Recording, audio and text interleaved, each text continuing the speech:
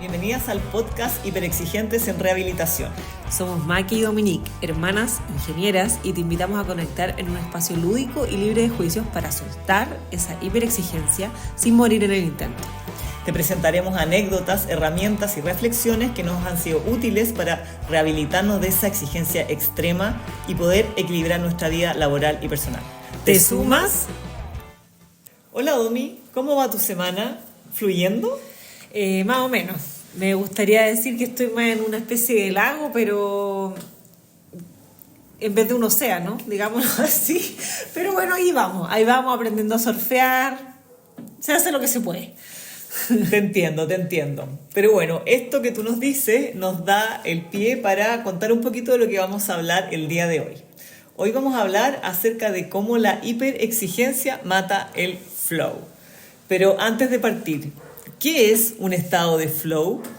Bueno, un estado de flow viene de un libro que se llama Flow, una psicología de la experiencia óptima, que es del psicólogo Mihaly Csikszentmihalyi, espero haberlo dicho bien, que introduce el concepto de flow, que es un estado mental en el cual una persona se siente completamente absorbida y concentrada en una actividad, experimentando disfrute, creatividad y rendimiento al máximo. Muy bien, o sea, esto más que nada tiene que ver como este término hace referencia a un estado como de fluir. Exactamente. Y eso en el fondo corresponde a una experiencia en la cual la recompensa se va derivando del acto en sí y la atención no se centra necesariamente en el resultado. O sea, volvemos un poco al objetivo que es disfrutar del proceso. Y del momento presente. Exactamente. Entonces, este estado se caracteriza por varias cosas, entre ellas una concentración total, en donde yo estoy absolutamente absorbido por la actividad, pero existe una cosa que es el equilibrio entre el desafío y la habilidad. O sea, la tarea tiene que ser adecuada, tiene que ser desafiante para la persona, pero no tan difícil como para generar una frustración excesiva y claro, y esto tiene que, en el fondo, la persona tiene que tener un match, las habilidades de la persona tienen que tener un match con esto que se está tratando de lograr. Después se genera una pérdida de la noción de tiempo y existe un disfrute intrínseco, ¿ya? Entonces, según esto, la idea es que nosotros tratáramos de entrar en estos estados de flow muchas veces, ojalá maximizar nuestros estados de flow en nuestros días, en nuestras semanas, en nuestra vida en general para llegar a altos niveles de bienestar. Exactamente, en el fondo, en todas las actividades que pudiéramos llevar a cabo, entrar en este estado de flow. Exacto. Y acá creo que es importante agregar que en general las personas tendemos a relacionar este estado de flow con actividades que son más bien como del ámbito artístico y que en el fondo que están más relacionadas con nuestro hemisferio derecho, o sea, lo que tiene que ver, por ejemplo, con el tema de las artes, la música, la pintura, cocina o actividades, por ejemplo, de jardinería, ¿ya? Pero me parece importante mencionar de que este estado también se puede aplicar, por ejemplo, en las actividades que podemos encontrar en el ámbito corporativo. No sé, por ejemplo, si tuviéramos que desarrollar una estrategia de marketing o una estrategia comercial de ventas. Claro, un producto nuevo, por ejemplo. Exacto, o incluso quizás en áreas como el área de finanzas, donde quizás pudiéramos pensar que no se aplicaría mucho este estado de flow. Tienes muy mal el concepto del área de finanzas, tú, Maki. Quizás pensamos a veces que son áreas bastante áridas, pero este estado de flow se puede aplicar en todo. A eso quería ir en el fondo, que es transversal, no solamente en lo que tiene que ver con las cosas como más, entre comillas, artísticas. Exactamente.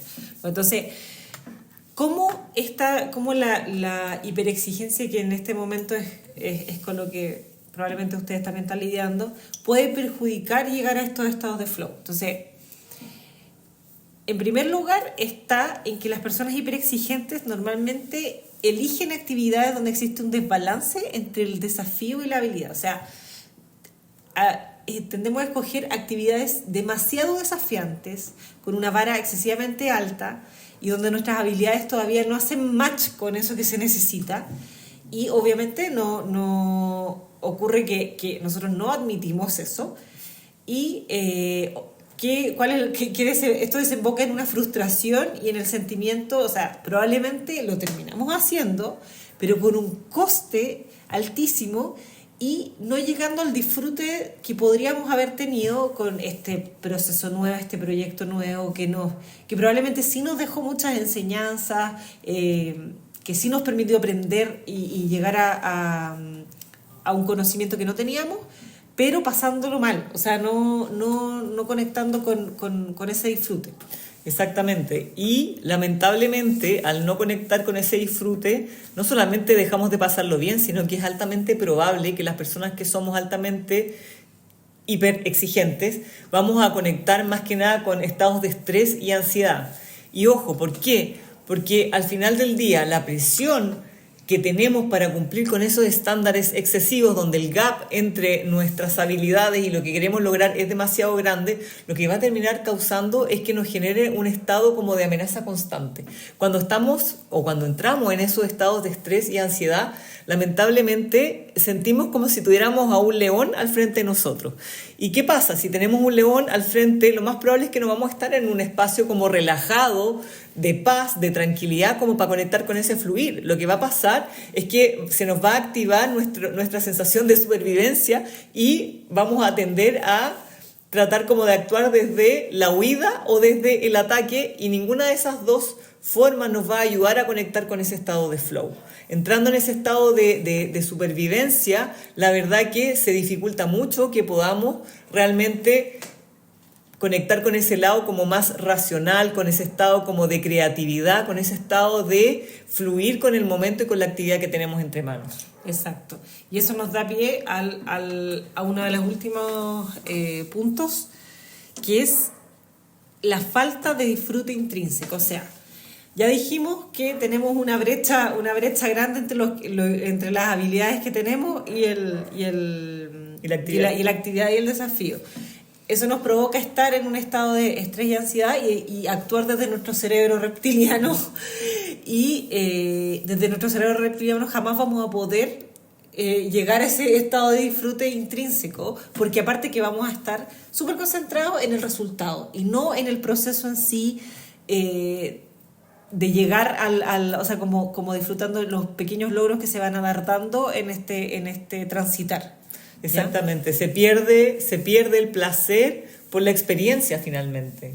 Y al final nos perdemos de todos los aprendizajes, de todos esos pequeños desafíos que también nos van trayendo esa sensación de progreso, porque estamos como más enfocados como en el resultado final y no en el día a día, en el paso a paso de esa tarea y de conectarnos con todo nuestro ser en el desarrollo de aquello que estamos emprendiendo. Exacto.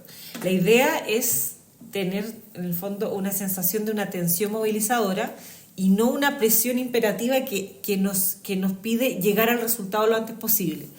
Entonces, a veces en algunos casos puede haber un tercero que nos esté presionando, pero a veces somos nosotros nuestros peores verdugos, que nos ponemos unas presiones brutales que al final nos hacen llegar a estos estados de estrés y ansiedad de los que se nos hace difícil salir. Y el problema es que hoy en día entramos mucho en esos estados de piloto automático, donde finalmente terminamos absolutamente medicados, sin darnos cuenta de que hay una falta de goce, hay una falta de conexión por esas actividades que quizás en un pasado nos parecían placenteras, que nos parecían como interesantes, que nos hacían estar súper conectados y nos generaban esas sensaciones como de bienestar y de disfrute, de paz.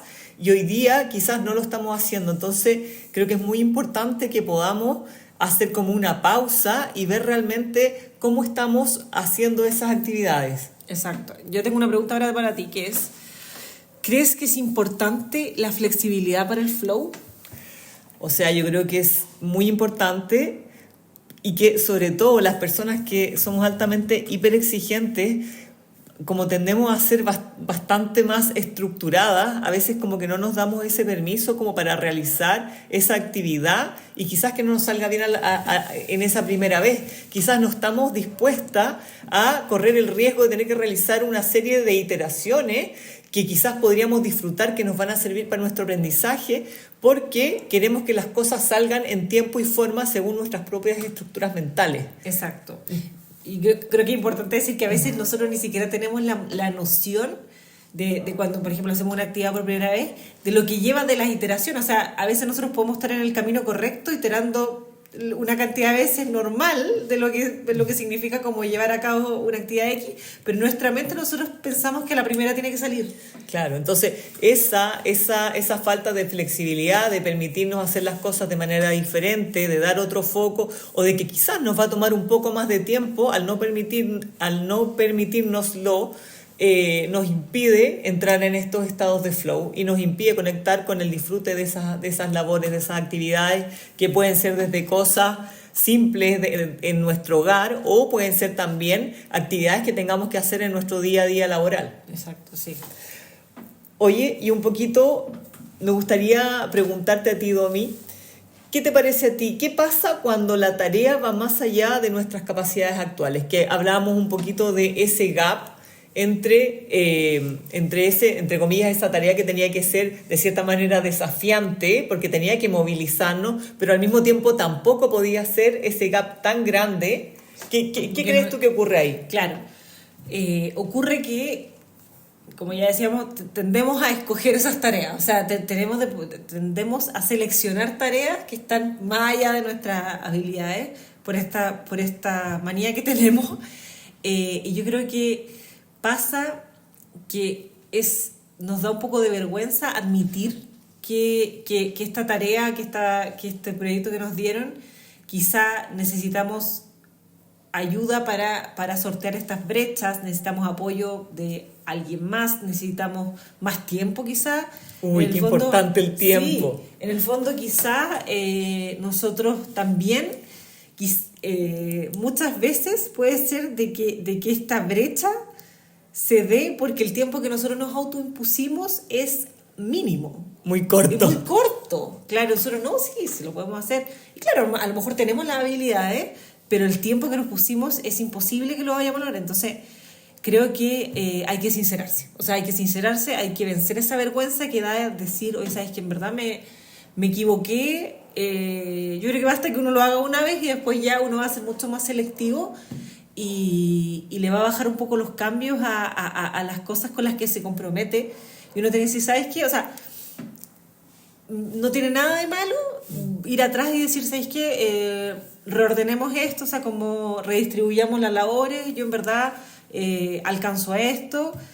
Yo sé que es difícil porque muchas veces hay personas que pueden decir, me ha costado tanto llegar aquí que no quiero que nadie vaya a pensar que yo tengo estas brechas. Claro, y por Dios que nos cuesta mostrarnos vulnerables, sobre Exacto. todo tal como tú dices, cuando de repente has ido avanzando en la escala corporativa y quizás estás en un punto en el que de repente a la gente como que le cuesta hacer preguntas, cuando de repente estás en una reunión y de repente hay algo que quizás nadie sabe, pero nadie se atreve a preguntar, o de repente cuando te encomiendan una tarea y tú en realidad tienes un montón de dudas y después te preguntan todo claro, sí, y tú así como que, uy, y cuando en verdad...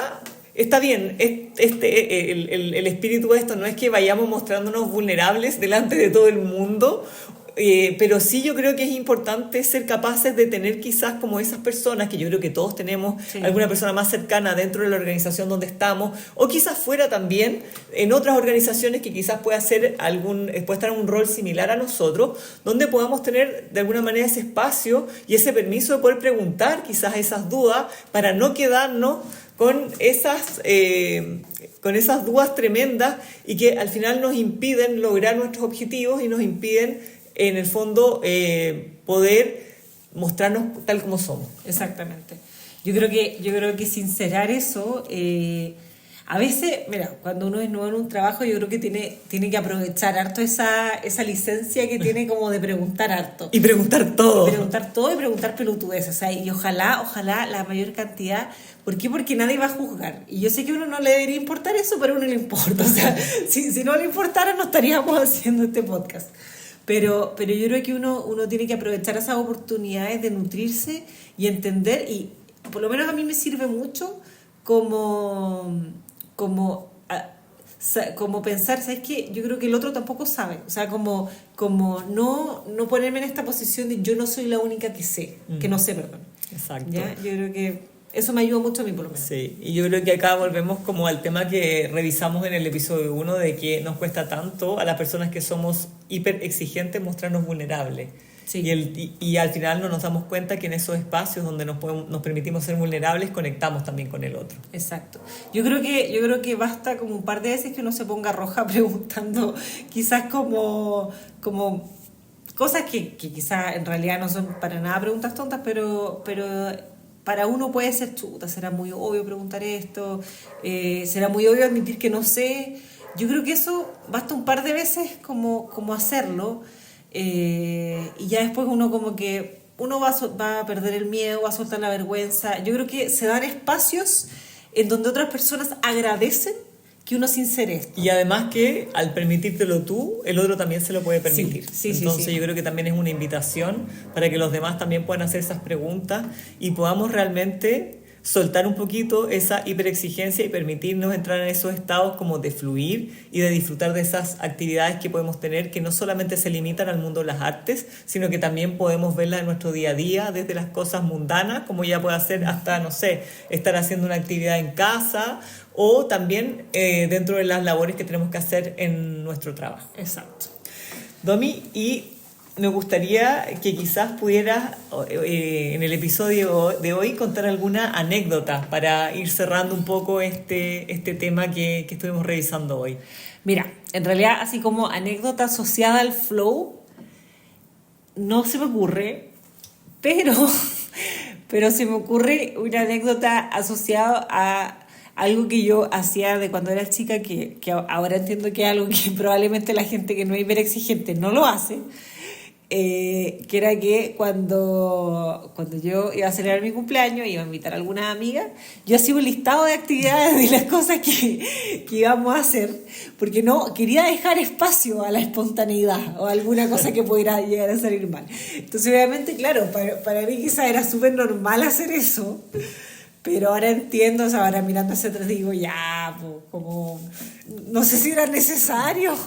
Claro, es que al final no nos permitimos esos espacios como para poder fluir, como para poder permitirnos ser espontáneas, y queremos tener como todo súper pauteado. Y la vida, queridos y queridas, no tiene nada de pauteada. Exacto. Probablemente, y lo conversábamos antes también, a veces cuando uno tiene esa necesidad tan grande del control, se meten en nuestra vida personas, hijos, compañeros de trabajo, que son todo lo contrario, precisamente para demostrarnos de que este supuesto control que queremos tener no existe y nunca va a existir. Exactamente. Entonces, nuestra invitación para el día de hoy es a poner el foco en el disfrute del proceso y no necesariamente en el resultado. Exacto.